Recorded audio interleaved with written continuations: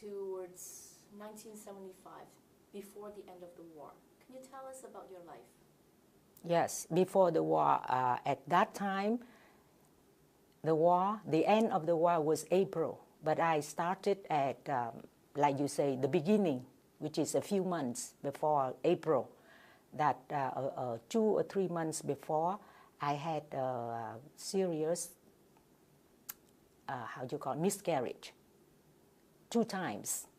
One, the first time was miscarriage, and then later on, the pregnancy in the fallopian tube.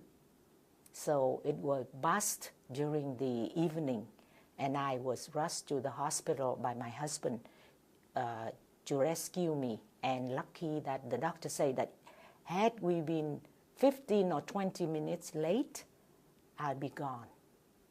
So I was rescued by that moment. So I was still very weak, and the wound is still very hurtful. So I was flew back to Saigon, where is my 2 family, my own family, my husband's family was there. So the 2 mother can look after me. So a few weeks later, come the April, that's how the collapse of South Vietnam due to the invasion of the North Vietnamese, the communists. Did you have any children at the time? Yes, at the time I have 2. My 2 sons, Đạt Hoang at 5 and Hiến Hoang at 3. And were you working at the time? I was not working. I was the housewife at home, just to raise those 2 young kids, 2 boys, very strong and healthy. That's more than a working mother. So I stay home and look after the family and keeping them healthy and feeding my husband too. What did your husband work as? He worked at for the military as a pilot, the bomber pilot in a high rank of the Air Force military. And you were living in Saigon at the time? No, at that time, when the war almost ended there, I was in the airport, the military airport, Pleiku. Yeah, and living there with my husband and my 2 children. And that's how the miscarriage and the pregnancy in the fallopian tube happened, all up there. So I recall that when it's happened like that, he had to send an airplane back to Saigon, where my 2 mother, my own mother and mother-in-law, to fly them to Pleiku to see me in the hospital. Yeah, so to look after me a few weeks or something until I recover. And also at the time, his sister-in-law, his sister, LUAN, was graduating from medicine school in Saigon University. So she also flew with her mother to look after me too. And she was so wonderful and beautiful like that to look after me. Every single thing right in at the bed of the hospital, she encouraged me to sit up and to breathe and to do whatever for a patient who just passed the operation. And your 2 sons were living in Pleiku at the time? Yeah, with me, yeah. And that's why he need the 2 mothers to look after me and the 2 little kids like that too. So the 2 sons were with you in Saigon when you were in the hospital? No, with me in Pleiku, in the Air Force airport. So when you were in the hospital, your 2 sons were in Pleiku? Yeah, they were there living with me, and the thing happened accidentally like that. So the 2 grandmother have to come to Pleiku to look after us.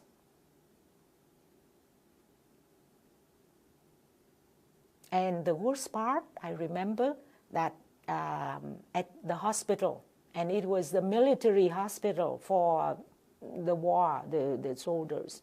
It's not for women to give birth, baby or whatever, nothing to do with the gynecology. But the doctor has no choice. So he has to operate me. And then in a hurry, he opened me and he said, whoops. He tell the nurse, a male nurse, you go to get her husband to sign the paper that if I cannot be rescued, saved, then it's not his responsibility. Yeah, we have to sign that, but in a rush. So the nurse go and get my husband. He come in, and later on he told me I was unconscious. My whole thing, my organ is on the side. So he could reach something. So he said, would you sign this paper? That's the procedure. I'm not responsible. I do my best. So my husband said, oh no, I'm not signing that. Because that would, he accept that result. And also say, oh, in a rush, please remove her golden chain, her wedding ring, whatever there, because we're not responsible because she's unconscious. So you remove it all, keep it, and sign this paper. He said, I'm not signing. Yes, he picked up all of that. But the doctor say now, there is a dispute. If you don't sign that paper, I'm not finishing the operation. Your choice. Wow, the two men are, later on I was told like that.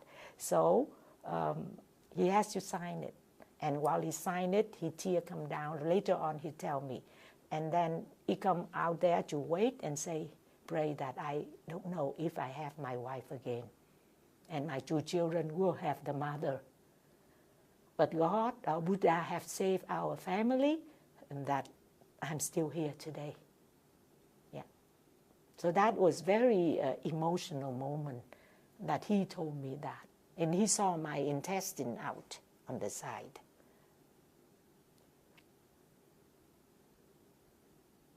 So you were still recovering when Saigon fell around that time? I am quite okay now. Yeah, so I don't remember exactly when I was transferred with the children back to Saigon, because at Pleiku, Ban Mê Thuột, all of those areas there, it's in a fire, that people run around, and like that, so it's not safe for us to stay in the military airport. And I even remember that before my operation, that every day when I see him off at the door so he can go to work, what kind of work?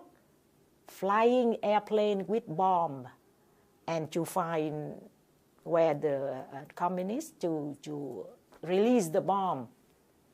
So I say to him and kiss him with two kids, and then he go. But then I come back and I pray. Every day I pray, please Buddha, bring my husband back. So that's my prayer every day. But then while he's at work, during the day, the airport, the runway got rocket. So go like that. So my two hands, at that time Hiến was too young. I have to hold him on, and then Hiến on my hand, and we run across the street from our home to the trench, you call? Hầm trú ẩn. The trench. How you call it? The bunker, yeah, that's it. Below, and then all of the family are in there, that we all run there, women and children run in there. During that, we hear the siren that there is, the airport is bombing. No, it's bombed, I say that, right? So we run that. So I run that very often. So he decided it's not safe And then while before that, the incident happened, and I was rushed to the hospital. So it's better to go back to Saigon. I don't remember if I been transferred with my two mothers back home, or they went back first and then I go back later with the two kids. Yeah. So it was really sad, and that's how when I just returned to Saigon, and a few days later I heard that we lost Pleiku to the communists, we lost Ban Vi Thuột, we lost Huế. We keep saying like that, right? And Saigon is further south. We lost this, we lost that. We hear on the radio, we lost that, we lost that. And while my husband and his brother, they call Uncle Hùng, right? And they both stay in the same military air force. Uncle Hùng was flying the helicopter, and my husband, his older brother, is flying the bomber airplane called Skyrider A6. A5 was the two pilot, but A6 is one pilot. So the two brothers happened to work in the same division 6 of Air Force. And then later on, he bring his wife. He's bring his wife to live in the same Air Force. So we were, how you call that, sister-in-law, right? How you call that? Chị em dâu. Sisters-in-law. Sisters-in-law. I married the older brother. She, Nhan, married the younger brother. And we were very close, just across the street. And we have so many souvenirs together.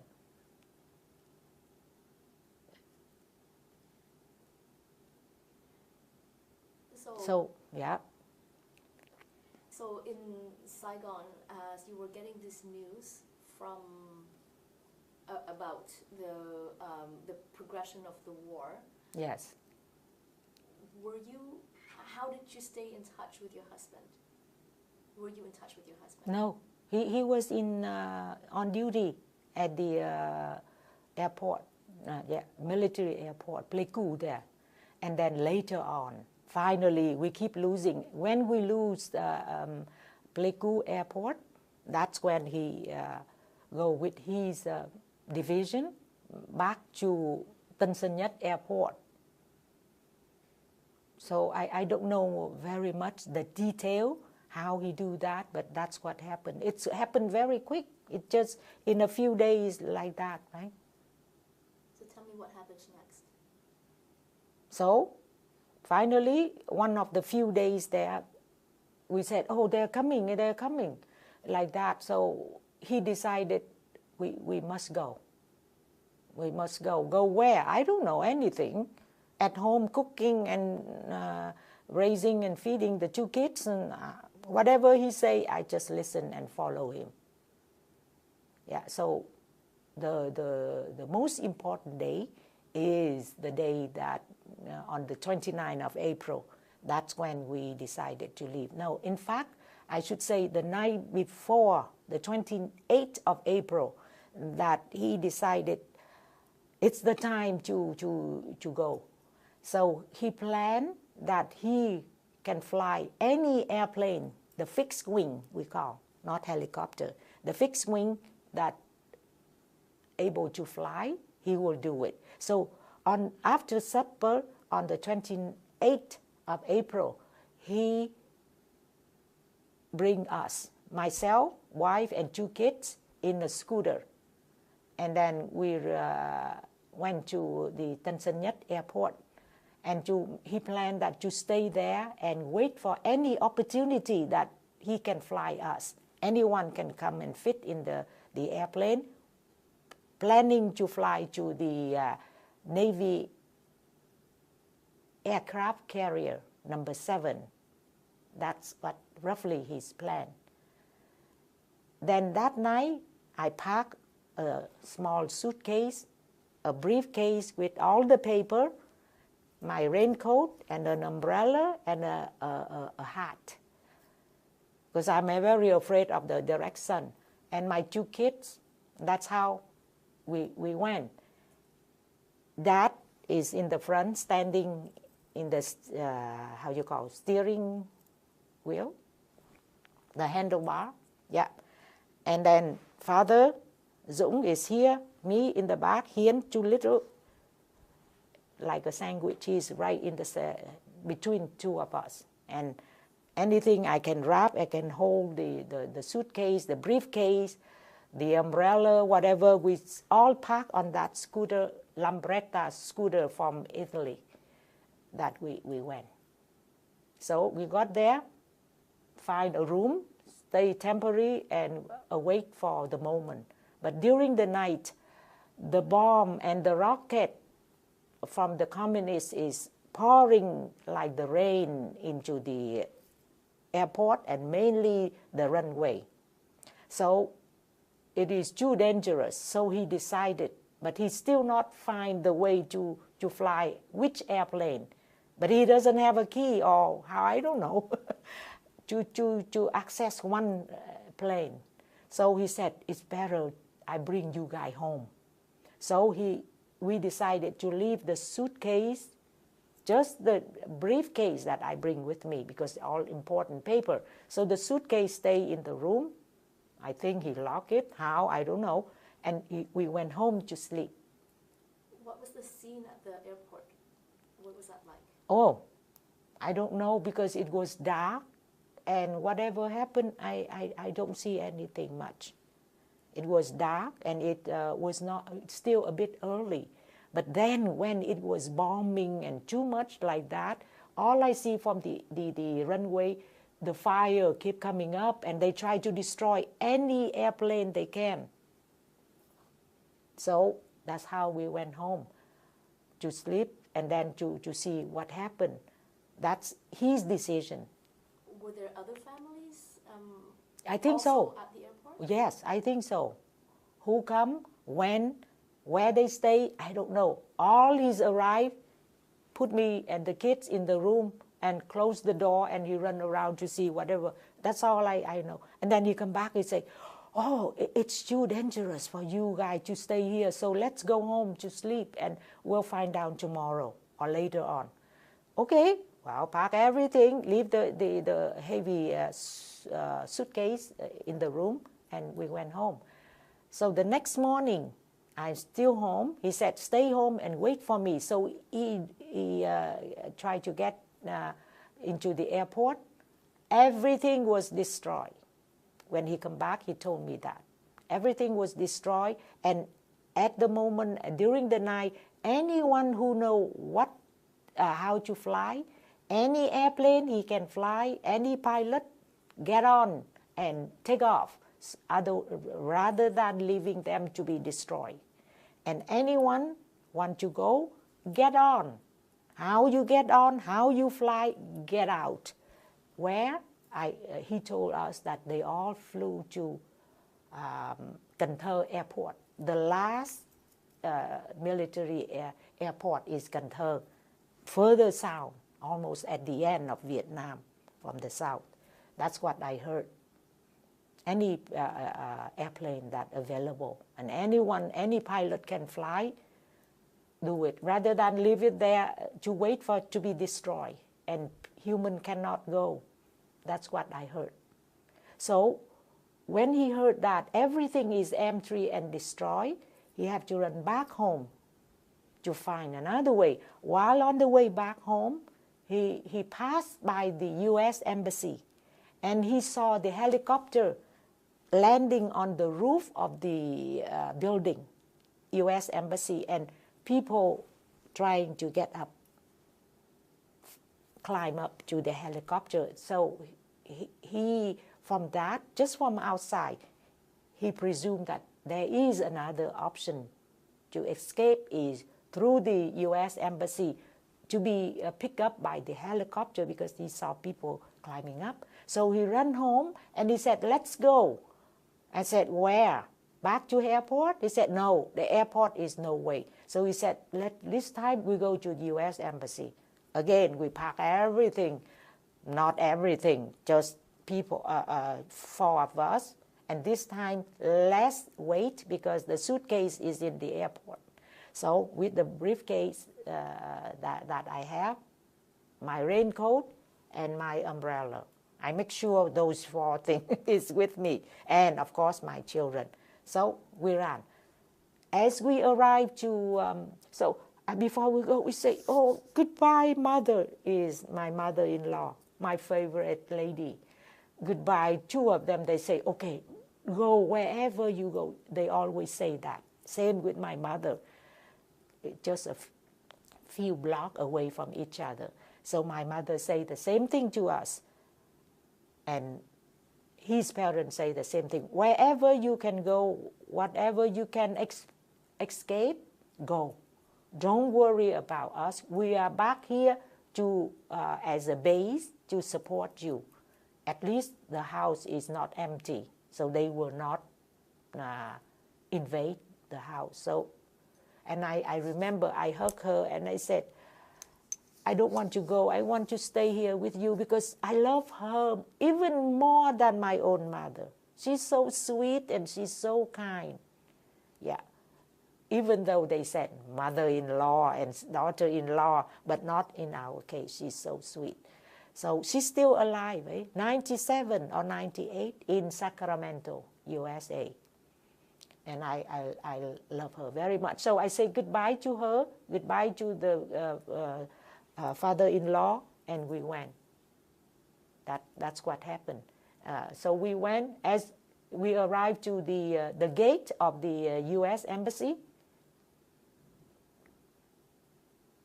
It was closed, locked with the shoulder with the gun, standing in the front door. But on top of that, he saw another American person in civil, holding the Motorola, and saying something like. So he asked that, can we go inside and can we join your people? He said, it's full. No helicopter. But now there are 3 buses carrying the embassy employees and their family to go. Where? To the seaport, Bạch Đằng. Right there. So they go by boat, not by helicopter. So we said, can we join them? They say, no, it's full. So as soon as he say that, the gate was open and we saw the 3 buses follow each other, full of people. So we said, if you want to, well, at least follow those people, and you might try to mix with them and you can get there.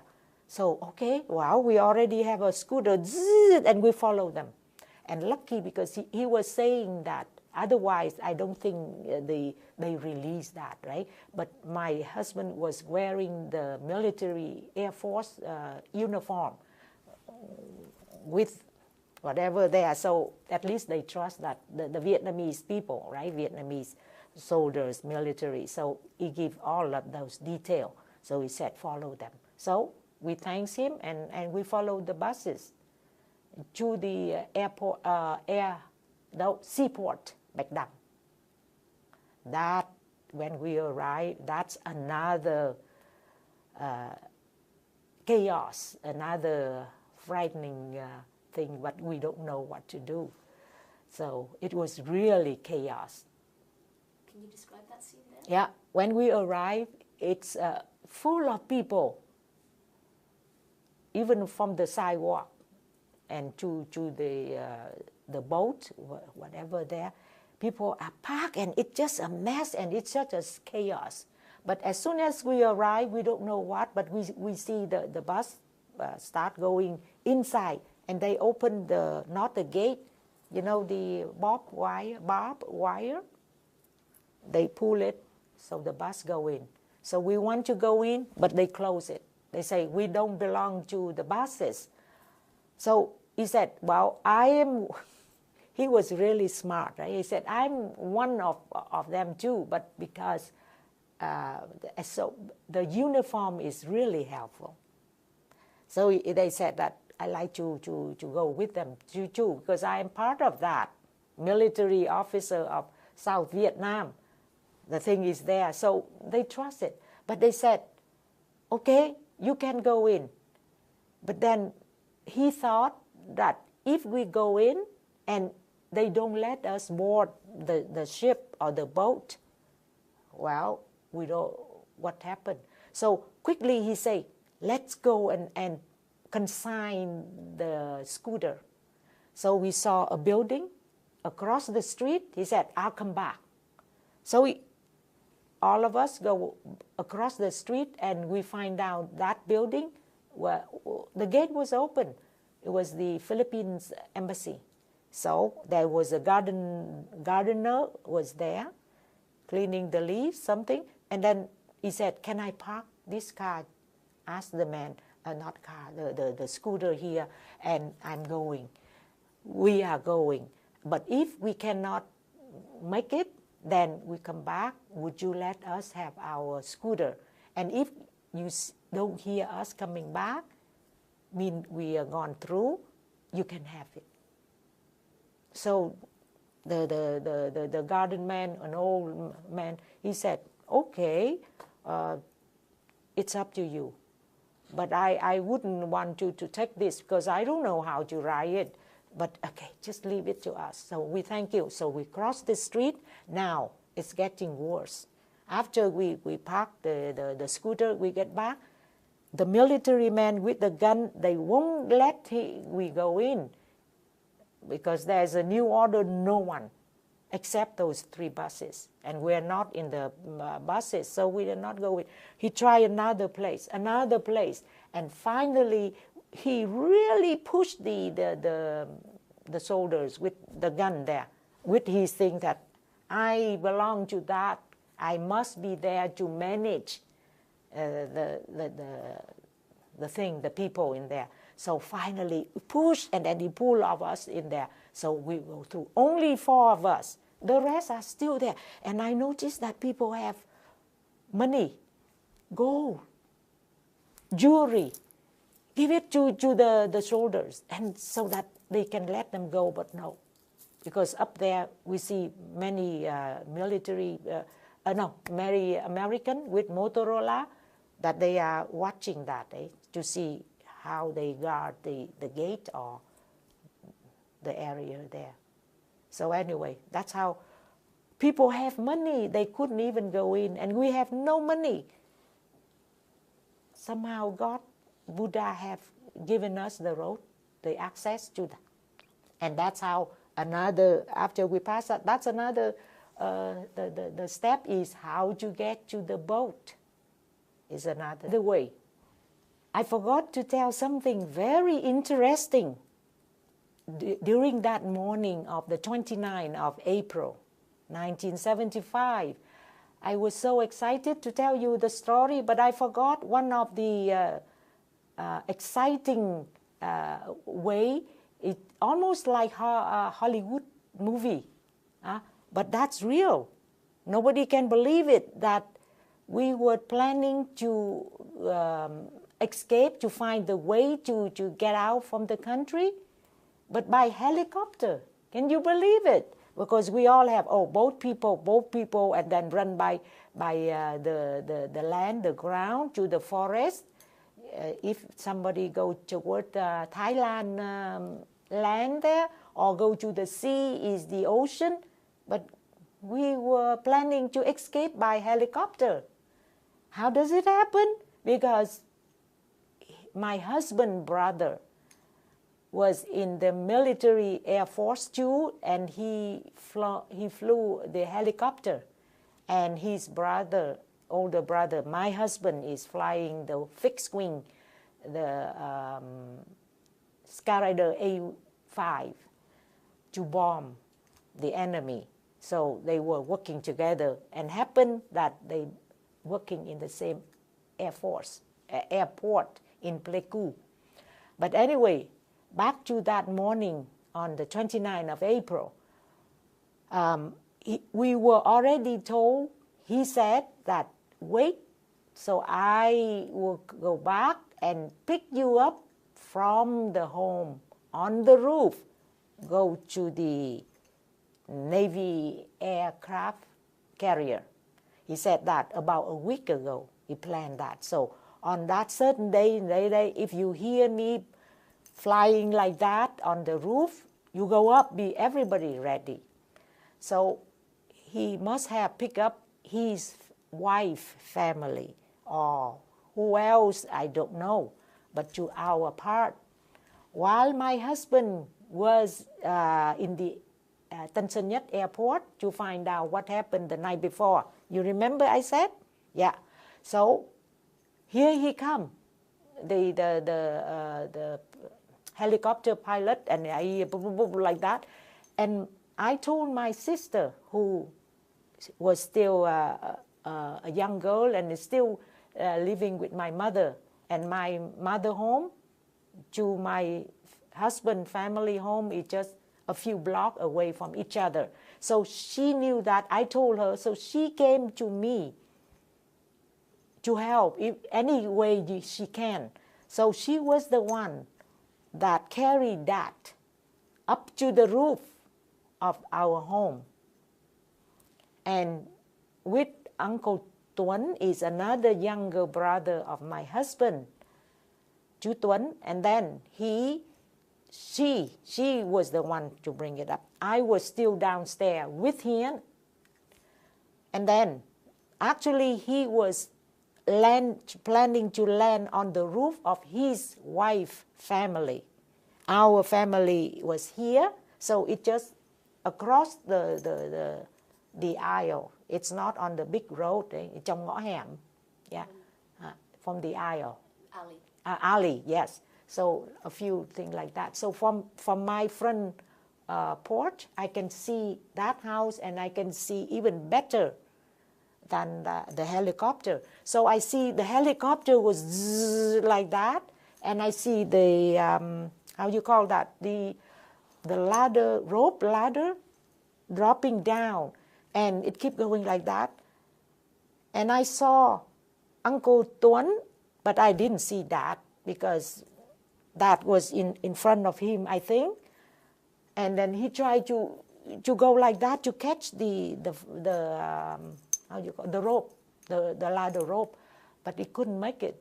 Wow, my own sister, Auntie Nga, was the one who brought that over there, and she gave it that to Uncle Tuấn. So one at a time, I think. That's it. Okay, let's try that first, and if it's good, try Hiến, while I'm trying to bring Hiến too, and then me too. But that come up first by Auntie Nga. So we say here like that, and then according to her, because she was there, she said that the helicopter first tried to land it, but you know the roof was so how do you call that, floppy, because it's all the metal roof, right? Corrugated metal. Yeah, galvanized, this thing like that, right? So it was very flimsy. So he couldn't land it. So he take off a little bit and he dropped the ladder, the rope ladder. And because of the wind is blowing like that, he couldn't wrap it. He tried. And finally, it signaled, I think, because I can see that. No way. So he took off. I guess he pulled up the ladder, and that's it. When Auntie Nga brought that down, he was crying, and his face, he was so afraid. But somehow there, he's so strong, he's so afraid, he wrapped Uncle Tuấn really strong so he won't drop. And I couldn't imagine how he could go like that with the little kids. It's just like the Hollywood movie. But we failed. Yeah, and that's how it happened. So we come down and we all cry, and I'm so afraid. And that's what happened after that.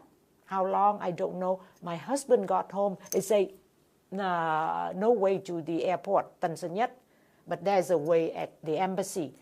But I tell him that we failed this way too, and we failed the airport too. So last option is the U.S. Embassy. Before we go back to where your story was, what happened with Uncle Hung and his helicopter? Oh, later on, I heard, I didn't know it, but somehow there he tried to go to fly to very close, a few blocks away, the street called Lý Thái Tổ. And the intersection, it must be somewhere, I couldn't remember the name, but there is an intersection of 3 road or 4 road or 5 road, something there, ngã tư, ngã 5, ngã 7, those. And I recall it is close to restaurant phở Vietnam is called phở tàu bay, and next to phở tàu bay is phở tàu thủy, mean that airplane, restaurant phở, and then shipping restaurant phở. The two of them are competing with each other. And there, when I was pregnant, that I got the craving, urging to eat phở every morning. So I went there. How I could get there? His grandfather, my father-in-law, was really flatter me at the time when I was 9 months. I pregnant him because that will be his first grandson, and he hoped that it will be the son. At that time, we didn't have ultrasound, so we didn't know. So we said, oh, I hope that you will give me the grandson. And if it is a son, it will be my crown grandson. In Vietnamese, we call cháu đích tôn. The first son of the first son is very important. That is that. So he got me every morning to the restaurant to eat phở. So I remember that. So anyway, back to the story of the helicopter. Somehow there, he planned to land it there to pick up certain people who I don't know. But then the people cling to him too much, and he couldn't take off. And then I heard that he even had a few of them on the pilot and the gunman, whoever there in the helicopter, even have to threaten people by pulling out the gun. You say, you're not getting on here. So if you don't, I will shoot. They don't care. They don't care. They keep coming up, and then finally he have to take off. But then he tried to take off. It was too heavy. That not only on the aircraft, but how do you call that? The leg or the, what do you call that? The two things that the helicopter land, they cling along there like a salmon, like that. Oh, it's too heavy, too heavy. I heard later on that it's too heavy. He couldn't get up. He tried, but he couldn't get up. He tried to threaten people with a gun. They don't care. They cling to that. So finally, the helicopter crashed. And then I heard that he ran, and he was, and it's exploded, but it crashed on the bus. There was a bus there. What bus? I don't know, but it crashed on the bus, so it would be more people injured. The people on the how do you call it? The leg of the helicopter there, the people on the helicopter and the people on the bus and people around, I don't know, when it crashed like that. Oh my goodness. And then in that dense city, you can imagine the electric wiring and the tree or whatever. The how you call that? The rotor. The rotor, yeah, the blade. Oh, you can imagine. And it exploded, the two of them. The aircraft, helicopter, and the bus has the gasoline. So it exploded. And then he ran down, I heard. He ran down, chú Hùng, Uncle Hùng, ran down, injured, bleeding, and ran into alley to hide. Because he still have helmet, uniform, everything, and with his friend, whoever, colleagues. but later on he was captured. Later on he was captured and then put into the, how you call that, trại cải tạo, re-education for many years. While his wife and children and brother, sister, sibling of his wife are all rescued into the Navy aircraft carriers out in the ocean, waiting for more to come. They all safely rescued there. He gets stuck because I guess that with his co-pilot, they agree, I pick my family, you pick my family, together we all go. And that's where his co-pilot had to pick up his family, and that's what happened. So his Uncle Hùng was captured and get into the prison, to jail for many years, while his wife and children and siblings keep going to the States, and they settle in Texas. First in Cleveland, Ohio, and then they moved to Texas, how do you call that? What's the name of the capital in Texas? Dallas? Dallas, yeah. Or another one. San Antonio? No, Dallas, I think Dallas. Houston, yes, that's the one. So they're still there now. Many years later, he was released, and then he was sponsored by his wife to Houston, and they're still living there now.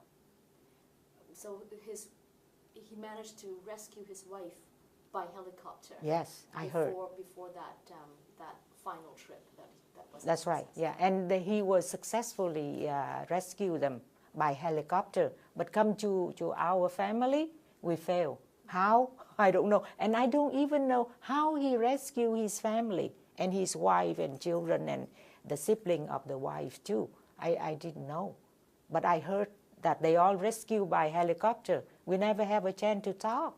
And I also heard through the film that I saw someone film that many helicopters after the final trip to the ship, no more gasoline. I saw the film that pushed the helicopter down, pushed another one down to the ocean. Oh my goodness, it hurt. It hurt so much. But what can we do? We need space to keep people, to rescue people. Many fishing boats around the Navy ship, the aircraft carrier, and we have to end up them all. And we finally all get in the same ship there. So tell me about, sorry.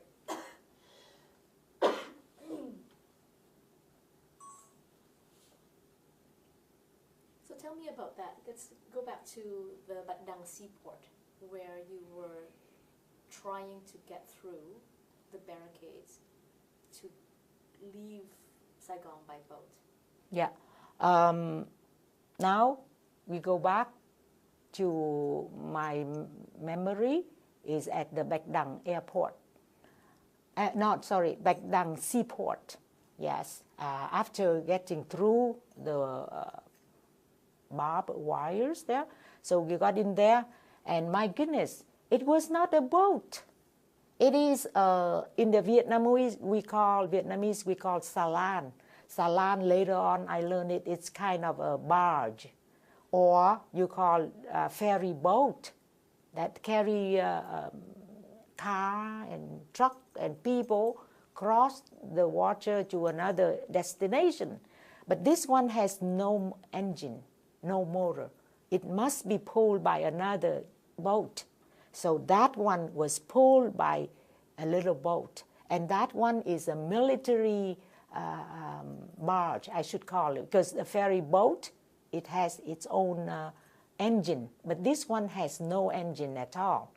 So it was like a whole house of people yeah, a whole house, and with the wall up like that, 8 feet, yeah, around that, 8 feet tall, and it's all surrounded and built with all sandbags, like that, all surrounded that. And then it was right next to the seaport, the border, right? And then it was flowing like that. Of course, the water go like that, and the huge one like that, and it's still. How do we get up there? He said, well, that's what I see. Everybody is trying to get inside, but there's no door, no gate for us to go, just to step from the land to the barge, or we call draft, whatever. Let's stay with me, Salan, okay? So you understand, it's a barge, it's a ferry boat, it's a draft, whatever. Let me say Salan, so help me to go with flow with the story. And you got into this seaport. You went through the barriers because your husband managed to convince the guard that he was the one. A military officer, and then he tricked them. He's very smart, you know. That's why I married him, and that's why the children are very intelligent, just like his father and their father. Very charming, very handsome, and very agile. All of his best thing in him is all transferred to them. And I'm very proud, right? So anyway, back to that, during the thing, instantly he said, instantly, he just say it so that he can reach what he wants. He's very smart. So anyway, what do you say? He tried to get, use his uniform to get inside. And then what? What do you want to know? Tell me again about how he managed to get past the barricades. Yeah. Oh. Say that again. Say again. Okay. After the first one, they said, no, the gun, one is on the left, another gun is like that. Anyone to come close to the gate or the open with barbed wire, they would shoot. Yeah, 2, 3 of them. Oh yeah, like that. No one dare to go. But he go to we cannot pass that. We go to another, a few like that, right, along the seaport. So the final one, he said that I am the manager or the boss of that 3 buses from the U.S. Embassy. But somehow there, I'm still here. I need to go in to manage, so to help them to get into the boat or to the ship, whatever. But his way of expressing himself with authority, with the uniform to support him, the guard, the soldiers believe him. So yes, sir. So he got through. But only us, he get through. He pulled me and the kids through, and the bar is closed again. So we were very lucky. So I go inside. Oh, we don't have any money. We have nothing. How come we can get through like that, right? It's only Buddha. It's only God to give us that, right? Even people have money, huh? Gold, and pull out. They say, oh, you take this, watches, money. They don't say, because there's another managers with Motorola American man, 2, 3 of them are watching them, right? So they wouldn't dare to do it. But because of that, he keep pushing the guard there away and pull down the gun so he can go in. Otherwise, I don't think we can get through. So tell me, if that is not God to lead us inside, otherwise we're still there today. Yeah. So that's crucial moment is there. So when we get inside, oh my goodness, the barge, the Salan was floating like that, and we see many people try to climb, like you see the how do you call the ants, the bugs, crying through the wall, but the wall is all packed by all the sandbags. Eh? They climb up, and some is, I guess that they make a bit wide, two bags or 3 bags, like that. So I saw people climbing, calling. It's just a chaos. And then I looked down on the water. The Samsonite suitcase, the canvas suitcase, all the suitcase, different color was floating like that. And then people couldn't make it, and it go out and in, and the one could try to do that, so they couldn't make it, they fall. The people was drowning down there.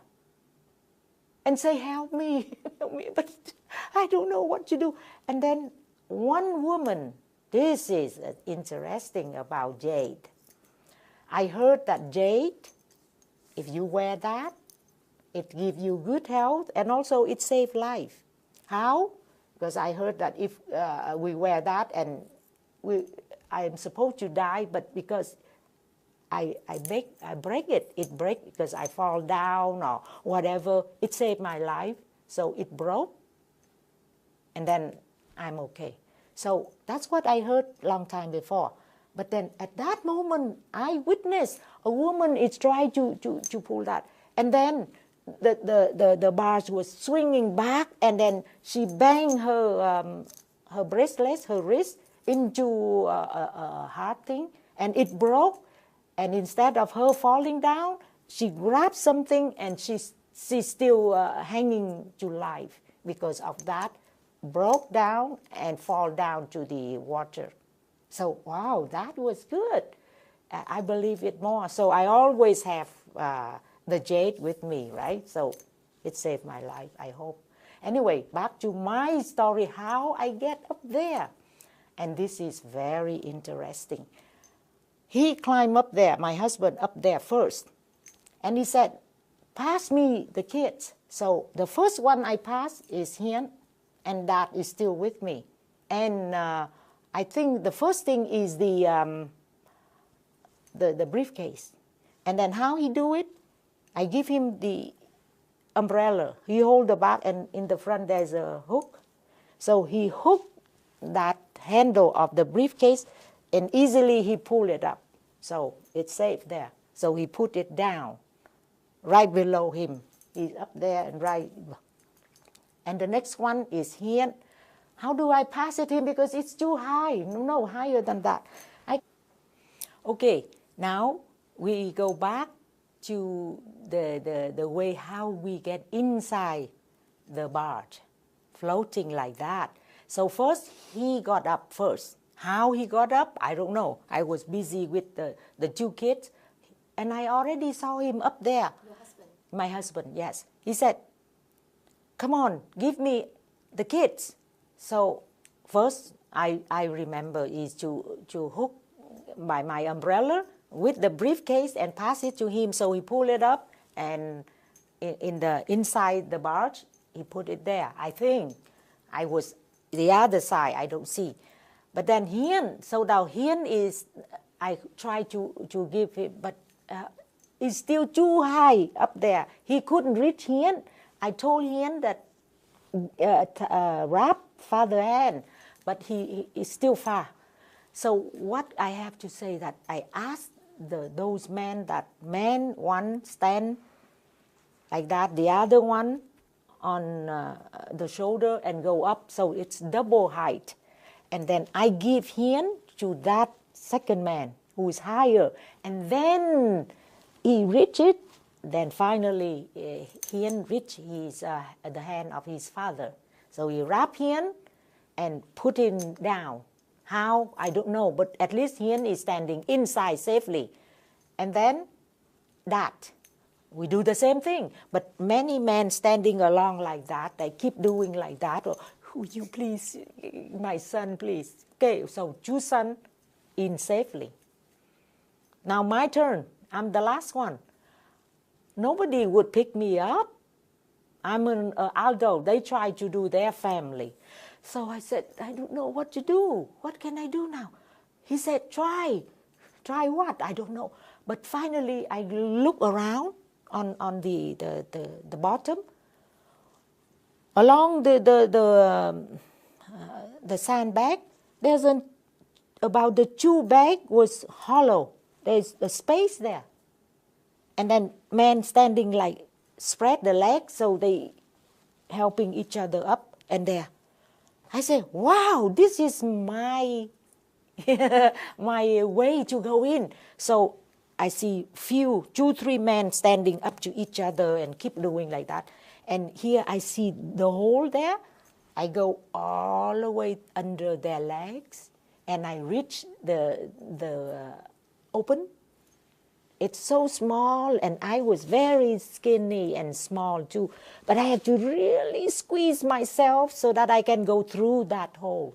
And like the caterpillar, con sâu gió mà, caterpillar, yeah. And I go in. So finally I went through. By that way, so simple. But he didn't see me. So he kept looking, but where? He keep calling my name. But then when I go in and he's there, I go home, I say, I'm here. And he looked down, he said, oh my God. He was so impressed that I find a way. He said, how? I said, no, nobody knows. So I'm exclusive to that access. So we go in. Oh my goodness, I'm so happy. So he jumped down. And then, where's Hiên? We don't see Hiên. Hiên is missing. Dad was crying and holding the suitcase and the umbrella, and he was crying. I said, where is your brother? I don't know. So I thought, wow, maybe somebody killed him or because we already have him inside. From that moment, my life, my sky is all collapsed, it's all black. I don't see anything because I lost my son. So the whole thing started from there, is the mother losing his son. So we keep looking around, and we call, and you know how big that one is? It's just like the size of a bungalow. Big like that. How many square feet, I'm not sure. But at least it's about 5, 6 of this room, double, 5, 6 like that. You can imagine. It's about 500 people in there. So we all squeeze in, and then you can imagine to look for the little kid in the 500 people in the chaos like that. It's almost impossible. Well, we keep looking, but it was about 5 o'clock. Yeah, 4, 5 o'clock when we get inside. And then the thing is starting to pull. And then I realized that it was pulling by a small boat. It has no engine. So it keep pulling, and I keep looking for my son. But as it starts to move, then I look back, and there is somehow there, I see that Saigon. That's where I said, is that my last time to see my country? Where am I going? What happened? I had all uncertainty happened to me at that moment. And I said, oh, my home, my family, everything is there. And all of a sudden, why I am in this situation? I don't understand politics, I say that, or nothing, as a housewife in the country poor like that, in the war. All I know is every day we hear bomb and rocket. And every day I pray for my husband, said, please come home. God, Buddha, please bring my husband home so my children have a father. I have a husband. I trade and I exchange anything so I can have him back. That's what I pray. That's all I know how to pray, how to cook, and how to feed the kids. And then all of a sudden, I'm in India.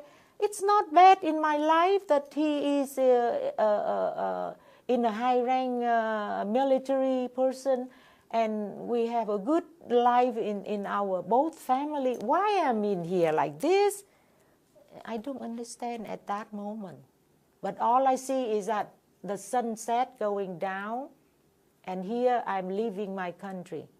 It is the sadness thing. So I sing in my mind the song called Giấc mơ hồi hương, mean that the dream of returning to the country by the musician called Cung Tiến. It's a lìa xa Thanh Đô, lìa xa Thanh Đô yêu dấu, một sớm khi heo may về. Gì đó, I cannot remember all, but it is very sad. That song he was composed when we left Hanoi in 1954, and he composed that song, and it became very famous by musician composer Cung Tiến. So I sing that song, and later on I sing another song from my own father, another musician, VanPhung. Is also he made a song that Dã Từ Việt Nam. He was one of the refugees as well, but ended up in the Bidong Island in Malaysia. So that's another story. It's incredible story too. Mine, nothing to compare with him, because the whole boat sunk, and everybody in there drowned. Yeah, so that is another story, but he survived. I have the whole month to talk, just to talk this fast, but I need the whole month to do so. So back to my story, yeah? How did you find him? Oh, how do I find it? Oh, wow, what's a wonderful story. So I was sad, I cried, and in my neck, a gold necklace, I have Quan Yin Buddha, just about the size of my finger. I always carry her, and I keep holding that in my hand, and I keep praying Quan Thế Âm Bồ Tát, Quan Thế Âm Bồ Tát, Nam Mô Cứu Khổ Cứu Nạn Quan Thế Âm Bồ Tát. I keep saying that all the time, that to bring my son back to me. And all of a sudden, it was completely or almost dark. There was a big man, the Vietnamese, but big, strong, and very dark, like a black man, a black pants with a white three-hole T-shirt, you know, áo mayo, yeah, like that, and holding Hiến on his arm. He said, whose son is here? Who's the parents? Come and accept him or claim him.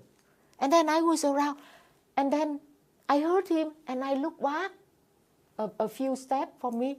Oh, is Hiến who's crying, so crying. I said, oh, that's my son. Oh, then I stepped to him and I knee down. I say, thank you. Thank you. You have saved my son's life. You have brought me to me. I knee down and I pray to him. And then I go back. My husband somewhere there. I called, Hiến is here. So we went back and both of us knee down to him. And then, but more than that, let me recall this. I say, oh, thank you, so yeah. And then before he give it to me, I turn and I call my husband, Hiến is here. And I go back. Hiến was standing alone on the ground. The man disappeared. So I believe strongly that is my Buddha, Quan Yin Buddha, brought him back. And as we all know that Quan Yin Buddha is the woman, Buddha, female Buddha, has 1,000 arms and 1,000 eyes, and always rescue people when people call for help. That's her purpose. Her goal is always like that. So here, come back. He's gone. Hiến was standing there and keep crying. Oh my goodness. So he come, and then we both pray for in the air, because we know, I don't know my husband, but what he thinks, but I know it's Buddha. So that's one of my first time, I think, because in my life I have seen her appear that way 3 times, but this time is the really, and the other time too, but I'm not mentioning that yet. So that's what happened. So we have Hiến. was he missing for? A few hours. Must be 2 to 3 hours, I think. So we have lost Hian for a few hours and until dark. And that night, when darker later in the night, the rain started to come down and we are cold. We have no food, no water, nothing. But it just from the lunch is our last time to have lunch. But it was so cold. And then we look around. Well, he has the, you call it the jacket for military. Eh? It's a beautiful jacket. Outside it's dark green and inside it's orange, bright orange. I believe he told me that in that case they turn around if they fall in the ocean. The bright orange would show up clearly so the helicopter or anyone can see them. The bright orange color is for that purpose. So he has that, so we use that to cover the kids. And then all of a sudden, he looked back, somebody, because we lie down as a salmon, parked as a salmon, and it was stolen. So nothing. The kid was shaking because they only have t-shirt and that's it. So I have to remove my raincoat and to cover them. But this time I'm really make sure I hold it tight so I won't lose it. Yeah. So we keep going to the outside to the ocean. But during the night there was the fight or dispute sometimes in the group of people. And in there was a general in the army and many people. Right? So they fight, they dispute something. And it's too bad that up to the decision that the staff in the boat decided to detach their boat with our barge, right? Our ferry there. So we were left alone, floating in the completely darkness. Oh my goodness, I was so afraid that in the ocean we have no way to control the barge, the ferry, and then they left us like that. What am I going to do? So the whole thing is so worried. Everybody get up and down. And then my husband must take charge. So he said, everybody sit down. And if we move too much, this one will sink and we all die. So now you must listen to me. So he used all of his power to say that. And then, Father, we see there's a light from a ship. A big ship must be.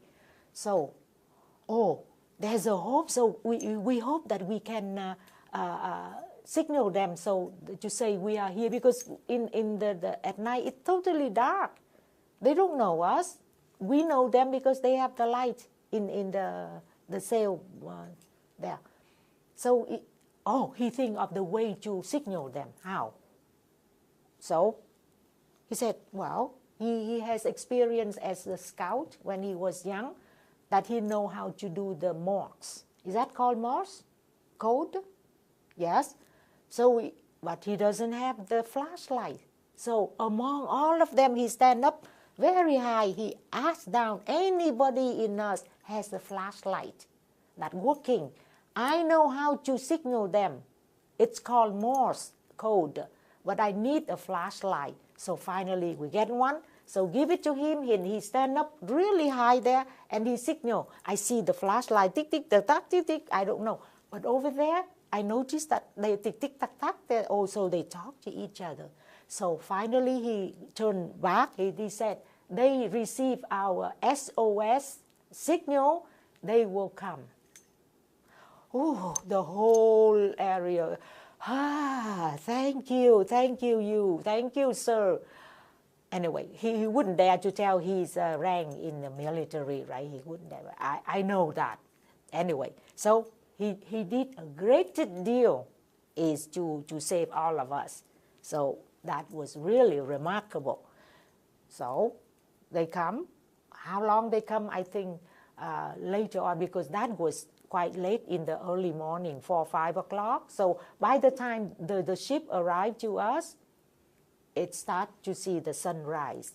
So we all get up there to the, we find out it was the Navy ship, aircraft carrier, the Navy from the US.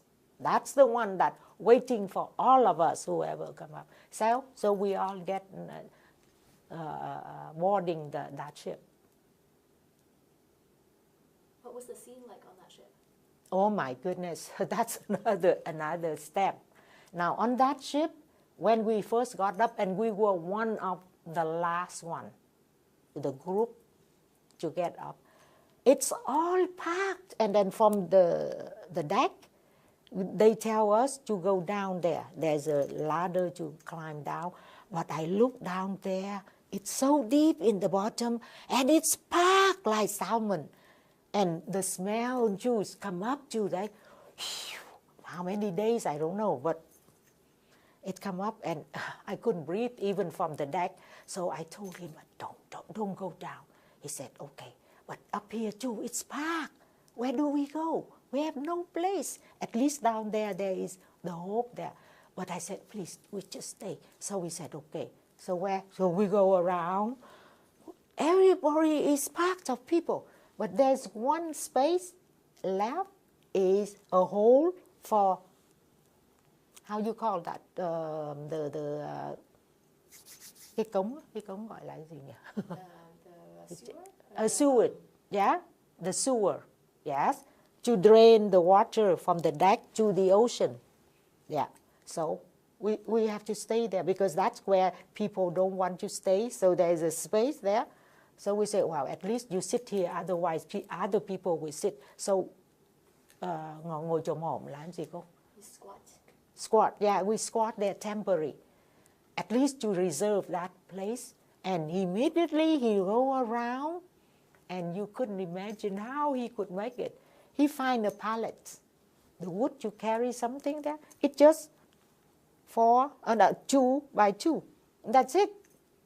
He bring it back, and we put right there where is the sewage running and go into that and drain all the water from the deck. So we put there, so finally we could sit down. We sit down, it's only he and me, the big bum, and the 2 kids is on our lap. And that's how we end up 7 days in that ship from Saigon, Vietnam to the Subic Bay in Philippines. No food, no water even.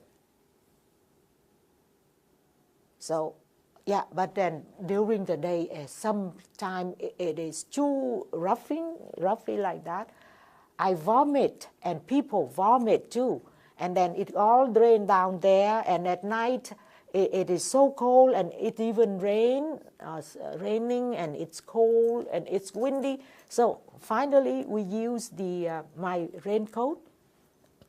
During the day, it's so sunny that we use the raincoat to make a tent, like a roof. Somehow there he tied it, so at least it's not too hot. And when it rains, it holds the thing, so I have a water. I drain the water from that little roof there to have water to drain. Yeah, and I still somehow I find that. I find an empty bottle of Pepsi by glass there. I have it, and I have it here. I like to show you, and I still keep it. And quite a few things that like a survival item that I find on the road there, like a pail, like a knife, a little knife or fruit knife there, and I still keep it. And I like to show it to you where you like to see. When you like to see it, then I'll show it to you. So that's what happened during the trip on the deck of the ship. But then we were so hungry. This is what I remember. 5,000 people on the ship. So first we have some water. How the water come from? From the sea water, and then there's a huge machine on the ship that it converts in salted water into the fresh water. so we can drink. But because it's too limited, it's just about for few hundred, 200-300 soldiers on the ship. But now it's end up supplying 5,000 people. So it keep running, and for the few days it's collapsed. It doesn't convert the salty water to the soft water anymore. So we have no water. So all we rely is on the rainwater for my raincoat there. Yeah. And then for the food, well, they don't prepare for that, so they cook rice. They cook rice once a day in the morning. They cook, and then I noticed that there is a team of soldiers with gun, and they carry the chef bring up the two. I remember it's a galvanized garbage can, but it's clean, I guess. So they put all the rice, white rice in there, in the two things, and they carry it from the bottom up there and bring it up there, and standing in there, 2-3 soldiers with gun. One is up there and one is like that. You know, when people are hungry, they do everything, right? So they have like that, and in order we have to come, and each of us have, they have a ladder, is about the size of the palm. How many people? Each person has one scoop like that. And if you have something, to hold it, if not by your hand, but it's hard. So some people have like this to go, the rice to go in here and go out. Yeah, that's how every day, once a day. So at least I don't know if we have enough up to 7 days there. But one time Dad was so hungry because we have no food, no water. And then in the backpack, I have rice and I have noodle, instant noodle. A few I put with me. So we ate it all. And I remember the last one is the instant noodle. No hot water to cook noodle. So we eat raw, at least. And it smells good, right? For the kid too. And then some spilled down on the floor. He was pick up every single piece rice or noodle that he ate. He was so hungry. And that moment, that almost at the end of the journey, 7 days, a week, I think, Hiên was dying. Because Dad is still a little bit stronger and he can survive. But Hiên was exhausted. He couldn't sit, he couldn't stand, and I hold him. And down here, I see his eye. You know, when you have a fish that die a long time, you see the eye turn blurry. Đục á, có màu đục. Yeah, it's not clear. When you shop for fish, the one is clear, and you open the thing there, you see it's red, mean it's still fresh, but otherwise it's turned dark, brown, and the eye is so blurry, mean that it's died a long time ago, but his eye is like that. His lips was cracked and blood start to come out. His tongue was so dry, white like that. I know he's thirsty, but me too. So I don't know what to do. I tried to add some saliva to give it to his mouth. But me, I'm thirsty too. So I couldn't have anything. So he's dying. He's dying. I know he's dying. So I called my husband. He said, is he dying? So he wouldn't say it. Come on, answer me. He wouldn't answer. He closed his eye and quiet. I touch. There's no breathing. So for sure that he's dying. So I shake him. I shake again. But he's 3 years old, so I don't have breast milk to him. I still pull it out and I let him suck. Maybe there's some there, I don't know. But then all of a sudden, I call him, and then he's up, open his eye, and say, okay, answer me. Mommy will get you something to eat, to drink. He shook his head. He said, no. What? He said, give me orange juice. If so thirsty, say orange juice. He said, yes, yes, yes, we are coming, we are landing in the land there. So I'll get you nice orange juice, okay? He said, remember ice cube. So it's cool, right? Remember ice cube for me. That's Hiền. I say, yes, anything you want, I'll get it to you. But stay with me, answer me, open your eyes, talk to me.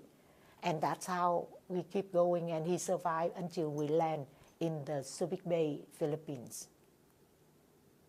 That is one of the stories that I almost lost him twice.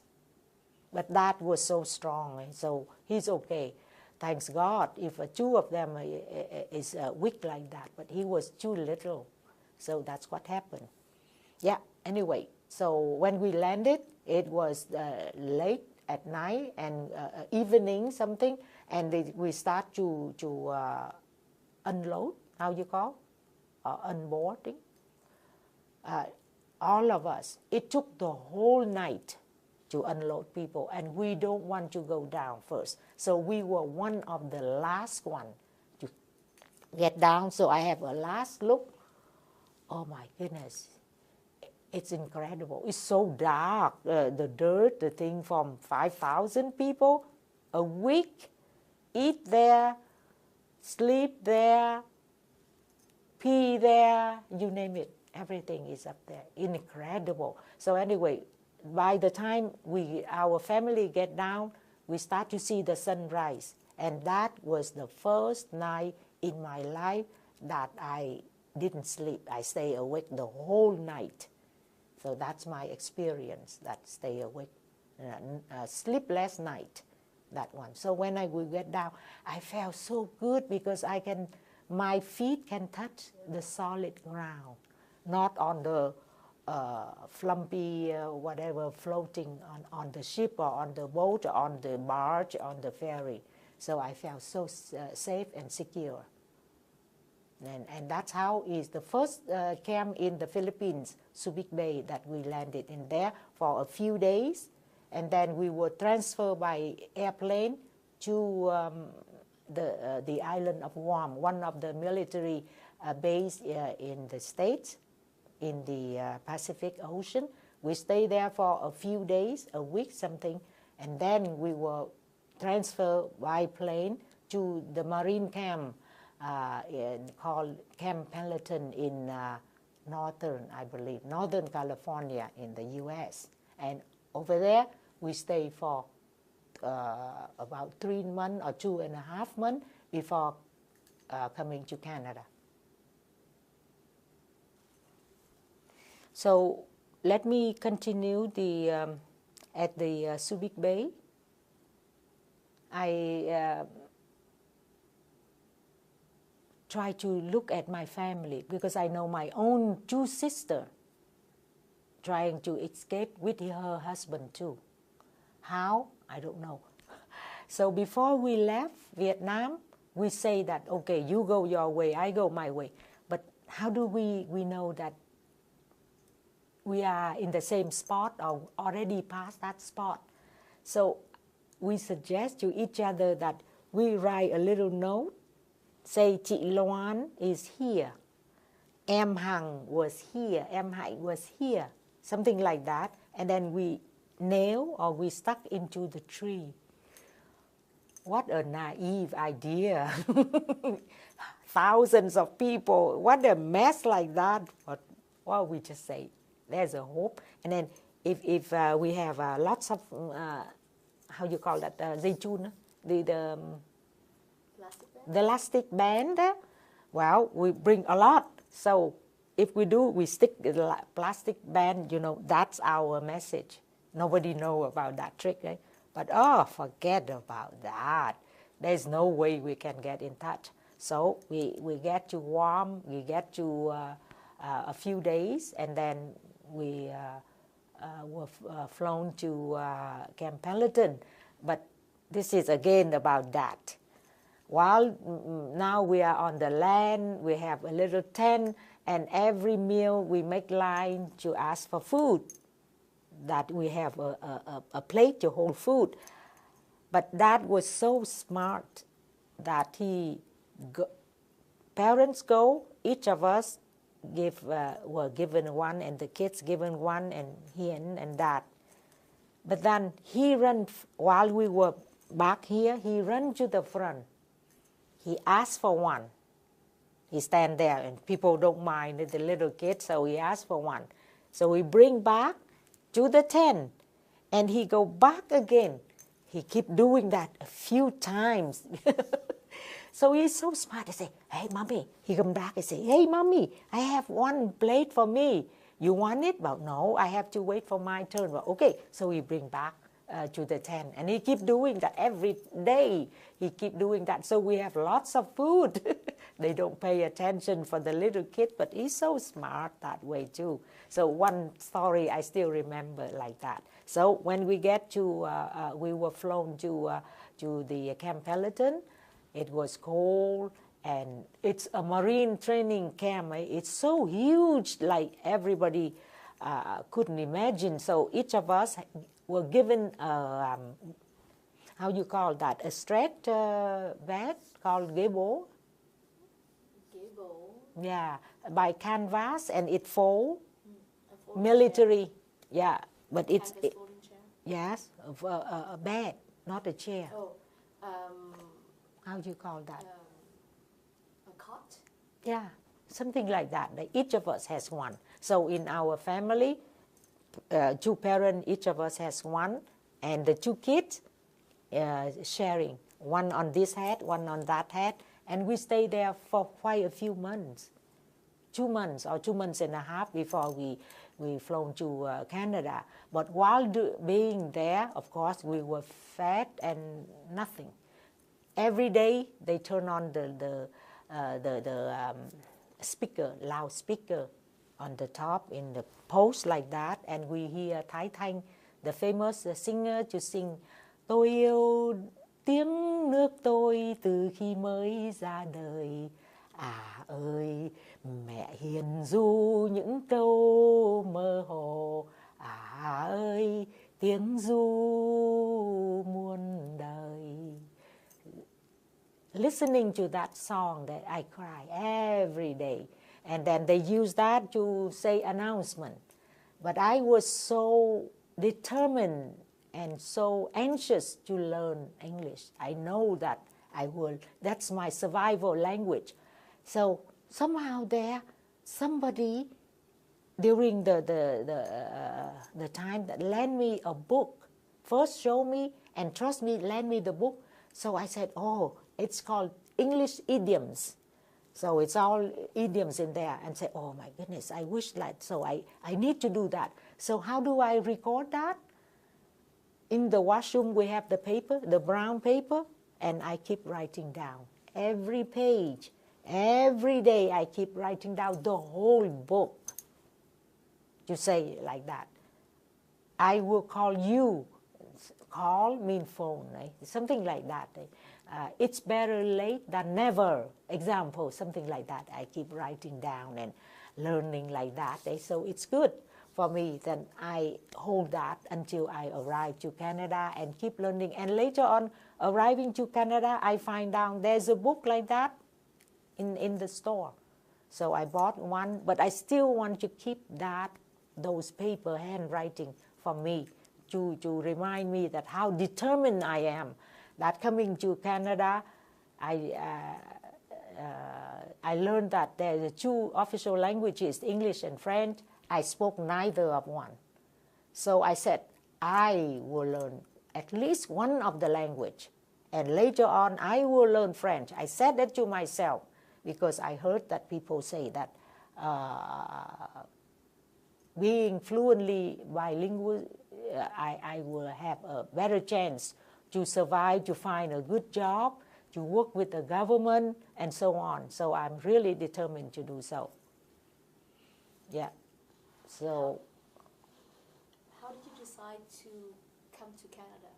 Yeah. So during the stay, a few months in Camp Pendleton, again from the loudspeaker, they say that in Vietnamese and in English to say that Canada respond to the urgent call from the United States to share the burden of immigration, of refugees.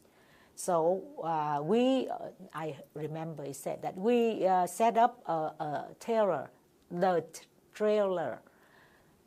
our office there with immigration officers. So anyone who consider to come to Canada, come to see us in a certain location.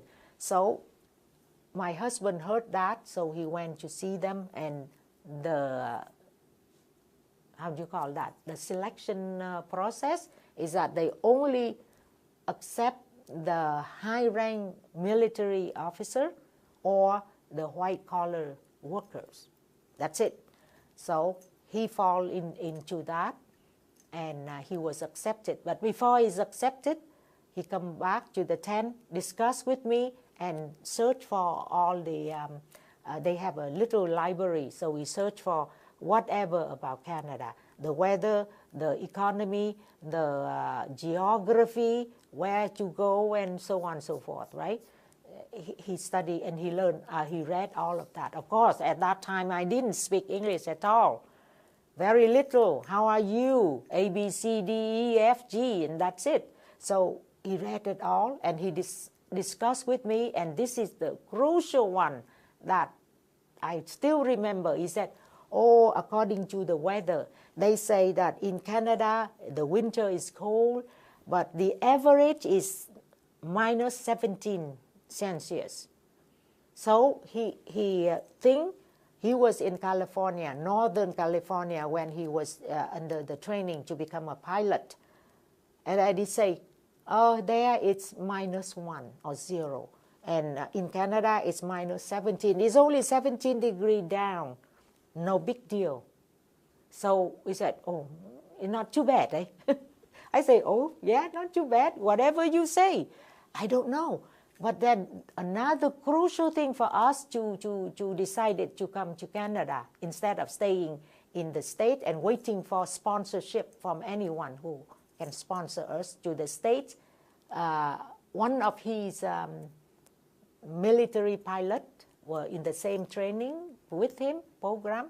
They came to visit us. They brought food, they brought clothes, used clothes to us, and they talk and they say this to my husband. He said, even us, the pilot, U.S. pilot, the citizen of U.S., now after the war, we are out of work, out of job. How could you hope you have a job as an immigrant? So forget about that. So because of that, he hoped that while here in Canada accepting immigrants, so that's how one of the main reasons that he has no hope to fly again, even in the not in military but in civil, no hope. So he decided to, after talking to me, and of course I just follow whatever he decide, right, to go to Canada. And how to go to Ottawa? We have Vancouver, we have Toronto, we have Montreal, we have all over in Canada. Wherever we like to go, they will set us in there. But he thinks this. Where we were born, in Hanoi, the capital of Vietnam. Later on, we moved into Saigon, the capital of South Vietnam. Now we are settling in a new country. We better go to the capital because we are used to civilization in the capital, you know. So, Ottawa. That's how we end up coming to Canada, to Ottawa. Yeah, that's the reason. And we were 300 first group of the Vietnamese people, refugees arrived to Ottawa the 21st of July 1975, and to our group at midnight. We were greeted by one of the immigration officer, Mrs. Flanagan. I still remember. So she brought us, after transferring from Toronto airport to the airport in Ottawa, arriving from California. So it was midnight, and she brought us to Alexandra Hotel on Bank Street. And now it's no longer, it's replaced by the Metro store, a grocery store.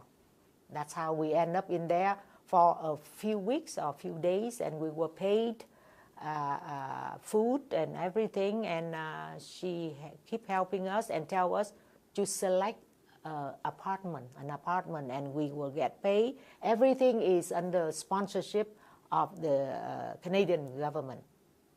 And later on, we found an apartment on the 3rd floor at 63 Preston Street. That's where our first apartment. So we stayed there, and my husband was offered the job to study, to retrain him instead of as a pilot, the new job as a machinist. Yeah, so he was studying, and he get paid to pay the rent, the food, and every expenses during 1 year studying to become a machinist. Later on, he worked for a machinist shop on Somerset Street called Robert Tape, on the bridge there. Now no longer there. And meantime, I was sent to school to learn English, for 6 months. And after 6 months, I graduate with lots of English after 6 months. So I started to go to work. Yeah, that's how we try to adopt life in Canada while the children growing up, but they were still young. So for the first few months, that was in the daycare, and Hian, of course, for a few years at the daycare as well. And then that go to kindergarten 5, I believe that. So that's how we go. But we stayed there for a few months. And then he applied quickly. We got a housing, Ottawa housing apartment on Coeurs, and we moved there with 2 bedrooms and very comfortable home, and we keep living and go on in life from there. Go back to July 1979. What was your first impression of Canada? Oh, I come in July, so it's the months of summer. The nicest month of Canada is July, so we enjoy it very much.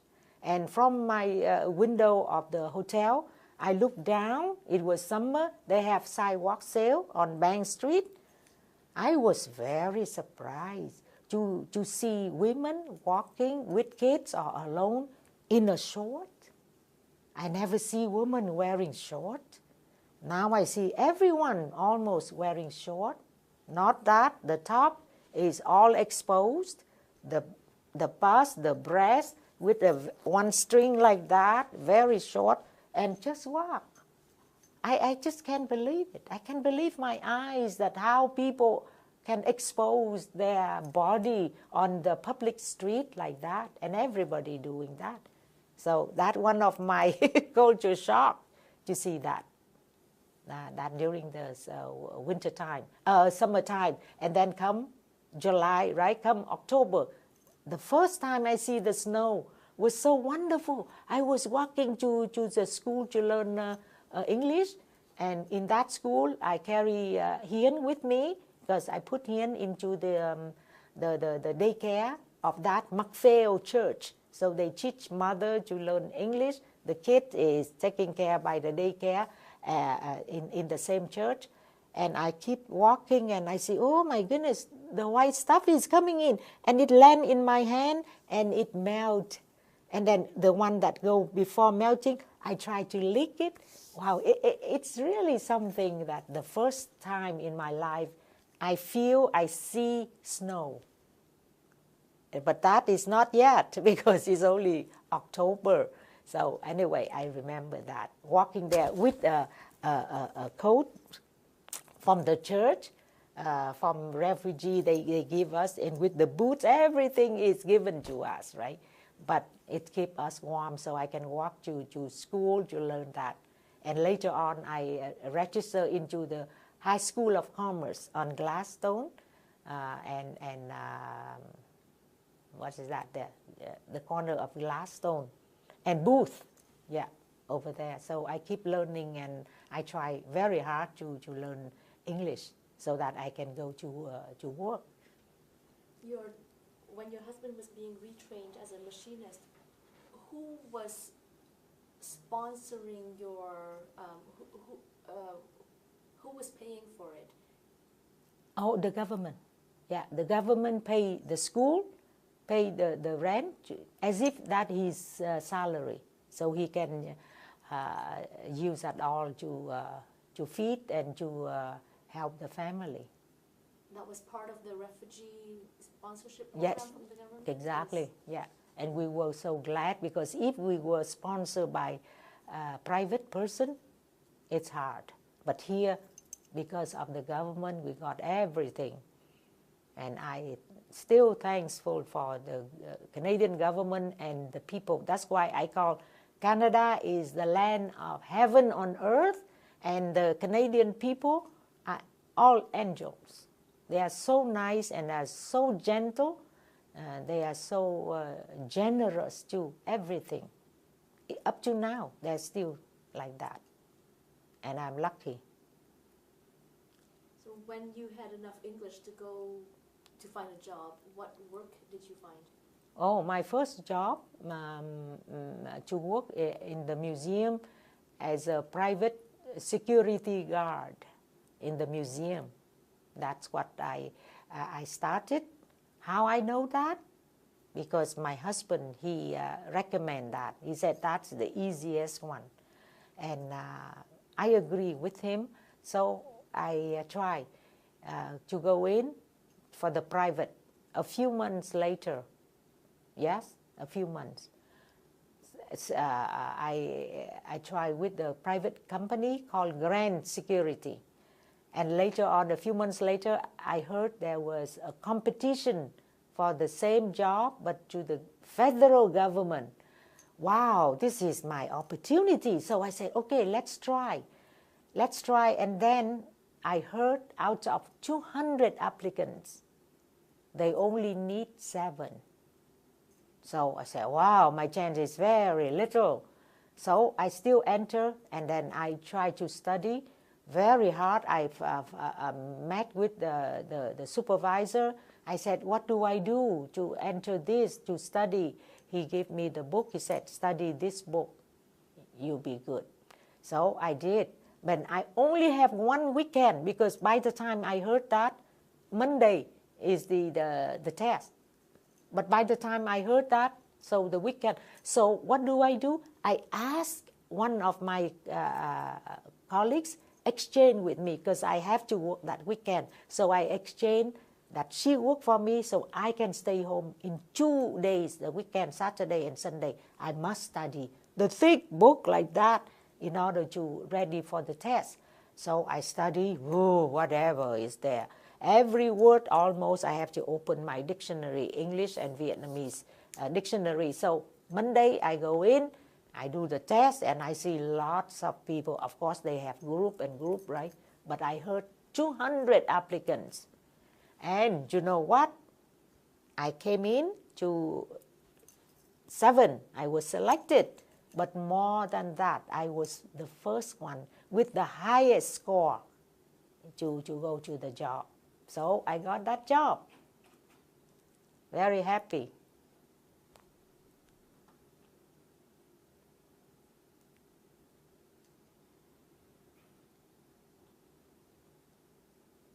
And then from that, I learned that I had, in order to move up, I must be bilingual in order to move up in life, in the job. So I try to study French too. Yeah. And how do I learn French? Again, I'm a smart cookie, you know. So I have a little notebook, and I hide it in my uniform to write my vocabulary or whatever. But the smart thing is that I I bought a audio cassette tape. I hide on one pocket, and the same wire like that. I bring it from there and I go to my ears. So I press it, and whatever it say, I write it down. It dictates to me, so I try to listen and write it down so that I know how to write and how to listen and understand and respond to the lessons and so on. Just like that. When I went to the test, I got first again in speaking French in order to get enter to the federal government. And I keep learning like that until I got the C level, A, B, C, and then later on I got D, and E is the exemption, that I don't have to try every 5 years anymore, just by that little cassette. So I am proud of myself that I'm very determined, whatever I want to say. And my determined is the survival, determined that I must survive and I must raise my children into a very high standard. And as you can see today, these are the proudest, these two sons is the proudest prize. The precious gemstone in my life is in these two sons. The proudest thing in my life that I have created, raised it, and make it so successful. What were some of the obstacles and struggles? The struggle is the winter, but I get used to that, and I look it in a very positive way. That every winter come, it's just like cleansing, cleaning. All the bug, all the bacteria, all the virus are killed. So it's good to slow down the process of growing of all those bugs, bacteria. So it's good, and it keeps us healthy. I think that's what one of my supervisors mentioned to me. And about the society, it was so safe and it's so peaceful. And that's all we want. We want peace, we want freedom, we want everything. And I just love this country. So reading on the internet or information, Canada is always the #1 country on economic, on whatever. It's always first. Later on, it slide down a little bit, but most of the time, Canada is #1. So what else I want from such a low level of my country? Worst is during the escape and journey like that. Now I'm in heaven. I couldn't complain. No complaint at all. Just appreciation and work on it to make my life is better and better.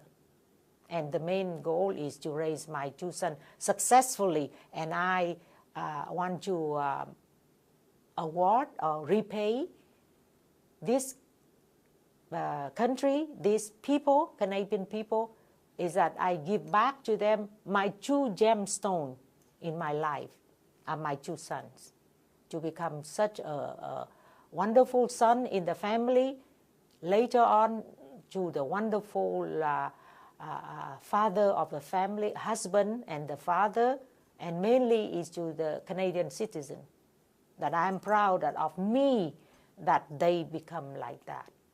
Everybody say, phúc đức tại mẫu, mean that everything come from the woman, that wife or that mother. And now that grandmother too. It's all come from a women as well. I believe that. How long did it take for you to feel at home? Well, to feel at home, I think about few years. I cannot remember exactly, but let's say 5 years. But to this moment, after 44 years, every Christmas or New Year, particularly Christmas, I felt so isolated. I felt so lonely because I see people happy, people cheering and celebrating Christmas and New Year. I felt nothing. So that's it's hard. And then the time for our New Year Tết Nguyên đán, it's so quiet out there while it's cold too. So I felt so sad and lonely too. Even our people, nothing. Yeah. But at least I try to keep it. I have the tradition to keep tradition that children and grandchildren come and receive the lucky money, tiền lì xì đó, mừng tuổi, in the red pouch, and that's what exciting for the kids. Right? They love it, and they were able to wear the Vietnamese tradition costume, as I will show you in the picture every year. So that's the only thing I try to keep my tradition. What has helped you? What helped you feel most at home? Oh, what? Yeah, good question. What helped you the most to feel at home? I feel at home when I attend the New Year festival at the community, Vietnamese community, during the New Year lunar calendar, Tết Nguyên đán. I felt a little bit at home. But otherwise, at my own home, I felt happy. I felt content. Why? Because I am able to cook, and I can buy the ingredients and to cook my own Vietnamese food. Yes. So, and the whole family to eat that food, the same taste, and I try to learn more and more. And more than that I am able to speak to my husband, of course, but to my 2 children, my Vietnamese language. The only thing I regret that had I known that I should have done a bit different is that when they get home, I must insist they speak Vietnamese to each other rather than speaking English to each other. When they go out to school, to the daycare or outside the home, of course they have to speak English. But come home, they must speak to each other. They speak to me, to the father, by Vietnamese, but to each other by English. And I regret that one thing. I would love to hear them talking to each other by English, by Vietnamese. And also, now they have children. I just wish that I have no control. That they somehow pass on the Vietnamese language to their children, but they don't. So I end up talking and communicate with my grandchildren, with my daughter-in-law. They are both Canadian, by English. But to me, they always speak Vietnamese to me. So at least I am happy, but still regret that I should have them talk to each other by Vietnamese. So had they done that, or I insist them to do that, maybe they were able to speak Vietnamese to their children. I do try to encourage them to go to the Vietnamese language school every Saturday, but very little result. And now they quit because they have too many things to do. But I still hope. I hope in there. One of my granddaughter, who is now 14, that she expressed that she wants to learn Vietnamese. So she go to the Vietnamese app and whatever on the internet, and she tried to learn. And she said, oh, it's so disappointed. All she can learn is that tôi là tôi. And she said that. And she tried to speak to her father, and the father didn't understand at all because she has full of accent. So anyway, but they are very well successful in life. And she's now entering to the competition, swimming competition for the province.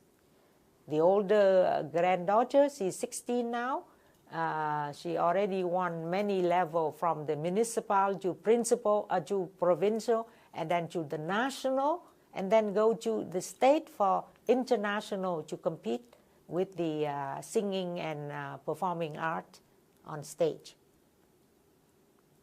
So they are doing very well. And my crown grandson is doing very well too in hockey. And that's why the father is very busy. The two fathers busy with their children. Each of them have 3 kids. So I totally have 6 grandchildren. To me, they are my gemstone in my jewelry collection like this. Each of them are born different months. So to me, it's a ruby, the sapphire, the emerald, and the diamond, so on, depend on their month of birth. 40 years later now, how do you feel about the life that you and your family have made here in Canada? I find we make the right decision. If you ask me back to 44 years ago in 1975, will I stay in the States to be sponsored out to the state, or I still come to Canada? I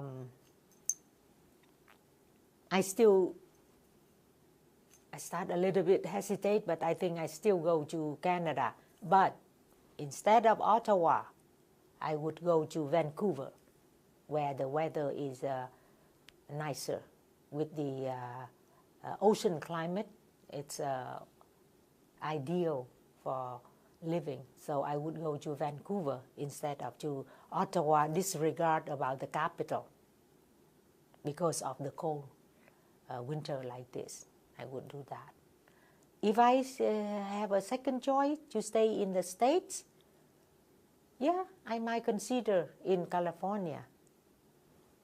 But I think I still want to go to Vancouver, to Canada, because of everything in Canada. As I said, the heaven on earth, so why not going there? Am I answering your question?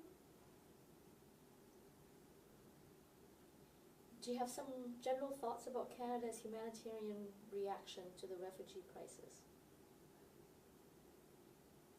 Yes, yeah, I think Canada is one of the best country to react to human refugee, you say? Yeah, very generous, very open. I think it's similar like in Germany, yes, something like that, to receive the Syrian refugee people. But for Canada, it's even more or less, I'm not sure. But at the beginning was 25,000 Syrian refugees was accepted. Was very generous, very nice. Do you discuss your experiences of war and resettlement with the next generation? You mean my children, my grandchildren, or in general? Yeah, I would like to. That's why you see today I bring my 2 sons with me, so they can hear and see the recording here like that. And if I can, I like to show it to my grandchildren, or hopefully document that so that they can see.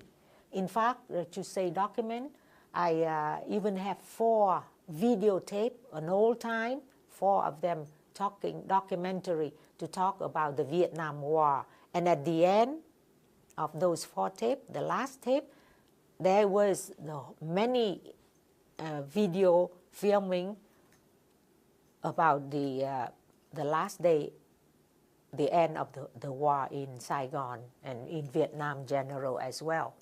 Yeah, I have that, and I'd like to know if I can share with that make another copy and give it to your organization here as a reference. What can future generations of Canadians learn from your experience and Canada's Southeast Asian refugee program? Learn from my experience? And from the refugee program. you ask me what they can learn in general?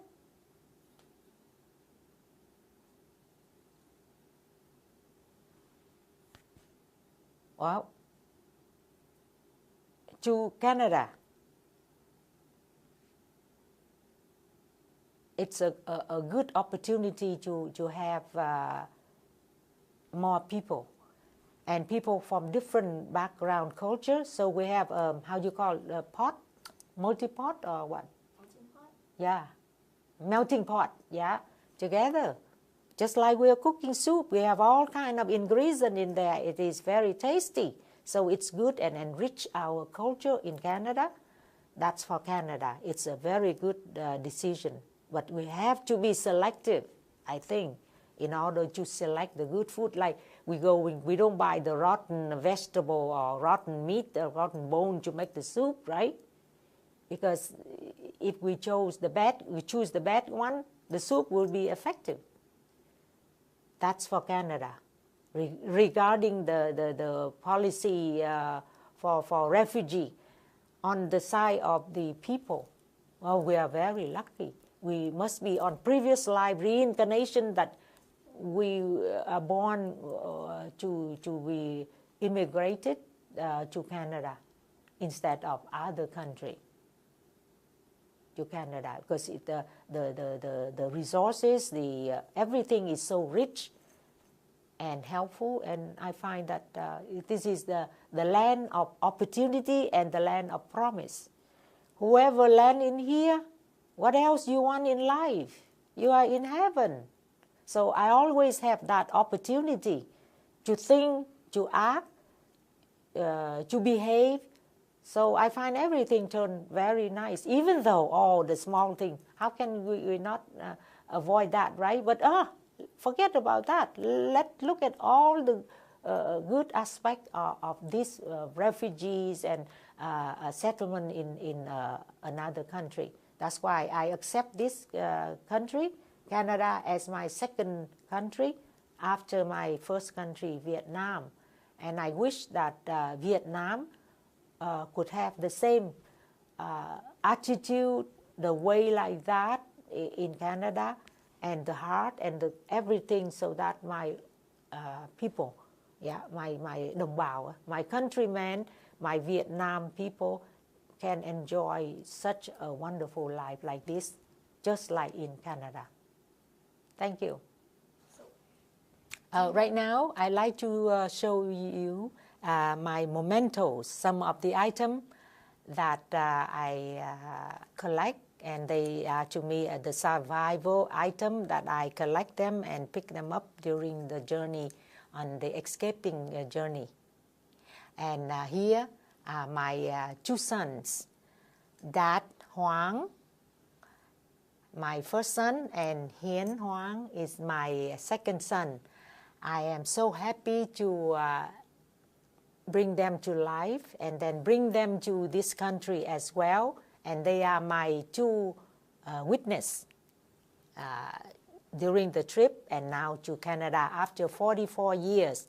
Here are the result that I have it. And I also like to show the result of 44 years later, since 1975 and now 2019. This is the pictures of my whole family is here.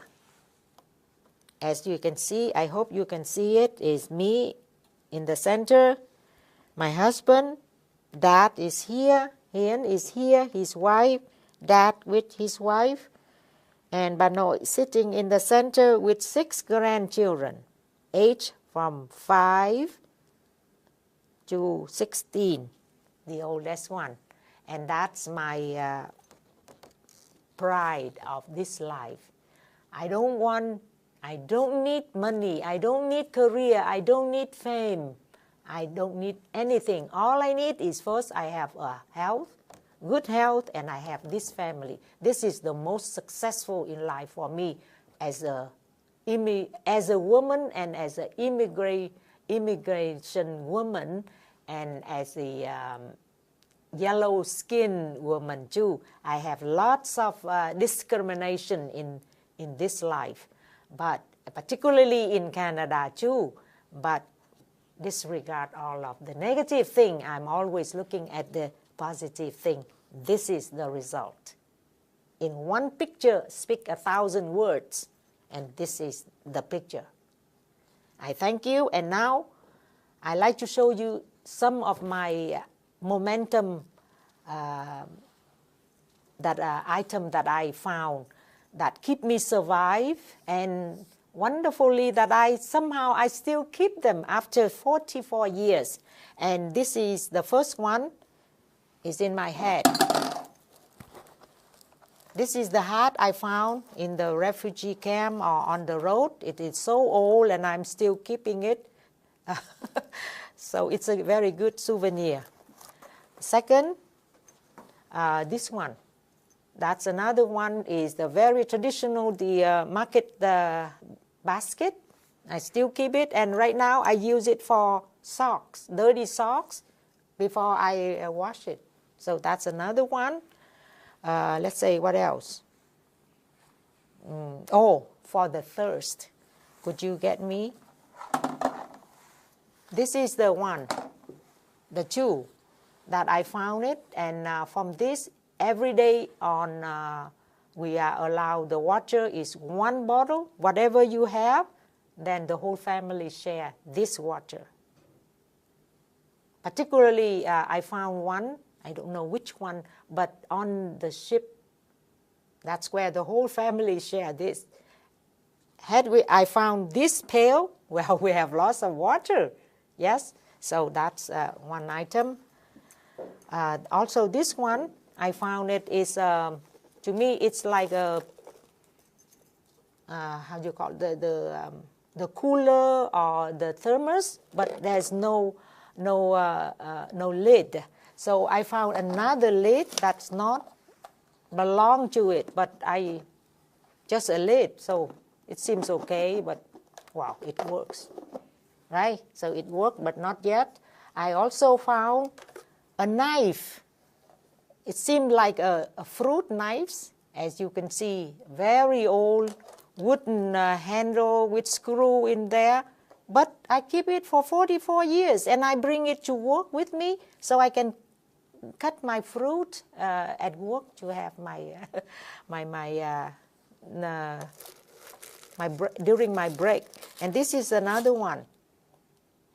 As you can see, that it helped me to, if I find anywhere at the refugee camp, I can have hot water.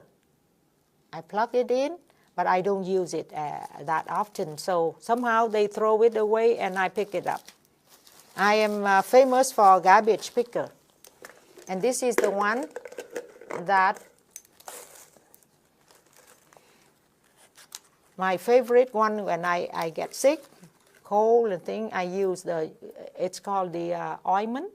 It's Nhị Thiên Đường, the brand name. And now they make it such a beautiful thing from an old one like this. But I still keep one as a souvenir because they don't produce this anymore. So this become very good for the museum.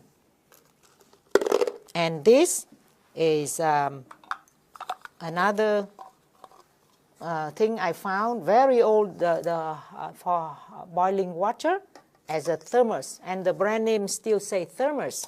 And I'll show you how old it is. Look at the bottom. It's rotten and somehow there. But I like to keep that thing.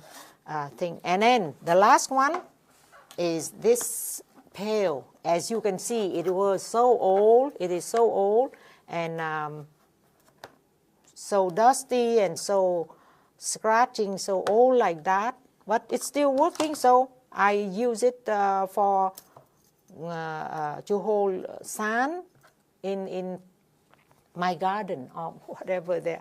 It's still working, yeah. So those are the few items, my mementos, you say, that for surviving. And it's still here. I guess that until I die, if they keep, fine. If not, I donate it to the museum. But so you found all of these on your journey? Yes, of course. They're all of them and more. But at home. I couldn't find it because I only have a few days to come to this interview, but I have quite a few interesting. Plus, my own, I brought it along, is my wedding gown and my, how do you call it, sweater crocheting that I did it because I have a business back home. And somehow there, I still have it with me, a few. And even the pyjama, that nicely embroidery there, I was cooking, and that's how I left Vietnam. Because I was cooking and I was wearing the pyjama, and I still have it with me. So if you like to see it, I show it to you. We have time? How did you bring the wedding gown here? Oh, the wedding gown is not for me at the moment, but later on, their parents, they came and somehow they brought it to me. So I still... Grandparents. Yeah, their grandparents, my parents-in-law. Yeah, because I was living with them as a tradition, right? So daughter-in-law is living with the family of parents-in-law, in the husband family. So they have it. And somehow, they brought it to me, so I have it now. And then now that one, then I have the picture that my granddaughter, that she fitted perfectly. This one, that she fitted nicely with the turban, right? You call Khăn Hoàng hậu as well. On my wedding day, I wear all of that. So now she fitted to see that how old I am because they're growing up. And they were about this. That is about 5 years old.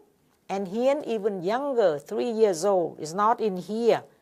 But now look at them there. They are so handsome, so beautiful, and so successful.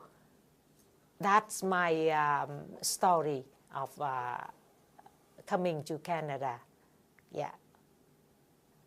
Thank you very much.